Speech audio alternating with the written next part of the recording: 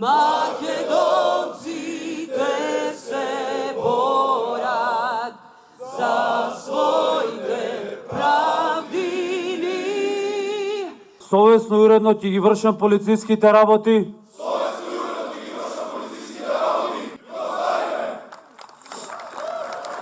Македонската полиција доби засилување во нови кадри кои ќе се грижат за безбедноста на државата. 497 кадети кои ја поминаа обуката денеска потпишаа заклетва за чесна и одговорна работа. Министерот Тошковски на новите полициски службеници им посака успех и од нив побара целосна пожртвуваност и посветеност во работата.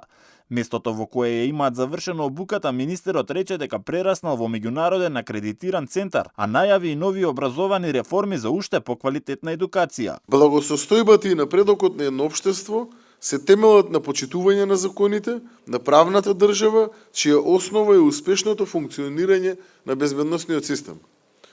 Тоа значи да создаваме, да градиме и да унапредуваме една модерна, опремена, стручна и професионална, но секако и задоволна полиција. Македонската полиција се засилува со млади кадри кои низ обуката се стекнале со драгоцено искуство кое допрва ќе треба да го применат во нивната работа. Честно, совесно да работиме, да станеме примерни во службата, да не дозволуваме да потпаѓаме под притисоци и тоа е најбитно. Да се охрабрат и да ги имаш во поголем број.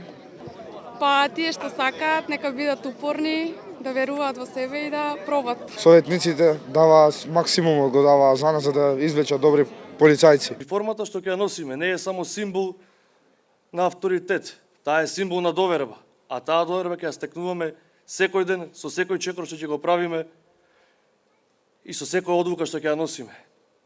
Научивме дека полицијата е повеќе од сила. Таа е присуство која носи мир во хаосот. Освен млади кадри, македонската полиција наскоро ќе добие и сериозна модернизација од сите аспекти. Министерот Тошковски најави целосна дигитализација и изградба на нови полициски станици, обнова на возниот парк, модерни и функционални униформи, повисоки плати за сите вработени. Се градат и ќе се градат нови полициски станици, се планира обновување на возниот парк на Министерството, нови модерни и функционални униформи, материјално-техничко унапредување на сите организациони единици, нова систематизација која ќе максимизира ефикасност на полицијата.